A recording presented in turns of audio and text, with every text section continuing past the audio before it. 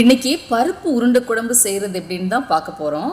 பருப்பு உருண்டை குழம்பு செய்கிறதுக்கு கடலை பருப்பு எடுத்து தண்ணியில் ஊற வைங்க. கூடவே பூண்டு வத்தல் மிளகாய் போட்டு ஊற வைங்க. கிட்டத்தட்ட 1 மணி நேரம் தண்ணியில் ஊற வைக்கணும். ஊற வச்ச பருப்பு, பச்சை மிளகாய், கறிவேப்பிலை, சோம்பு போட்டு மிக்சியில் இந்த மாதிரி அரைச்சிக்கோங்க. அரைச்ச மிக்சரை ஒரு பாத்திரத்துக்கு ஷிஃப்ட் பண்ணுங்க.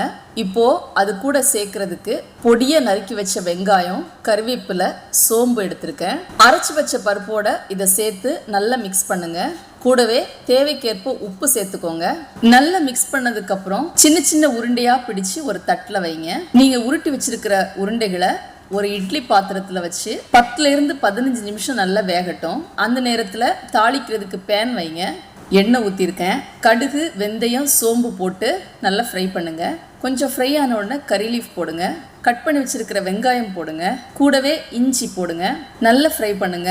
கோல்டன் ப்ரௌன் கலர் வரணும். அந்த நேரத்தில் பெருங்காயத்தூள் போட்டு கட் பண்ணி வச்சிருக்கிற தக்காளியை போட்டுருங்க.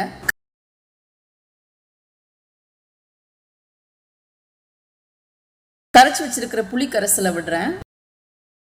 அரைச்சி வச்சிருக்கிற தேங்காய் பேஸ்ட் போடுறேன். தேங்காய் பேஸ்ட்டை யூஸ் பண்ணலாம், அப்படி இல்லைன்னா தேங்காய் பால் எடுத்து யூஸ் பண்ணிக்கலாம். குழம்பு மிளகாத்தூள் ஆட் பண்ணியிருக்கேன். குழம்பு மிளகாத்தூள் தேவைக்கேற்ப யூஸ் பண்ணுங்க.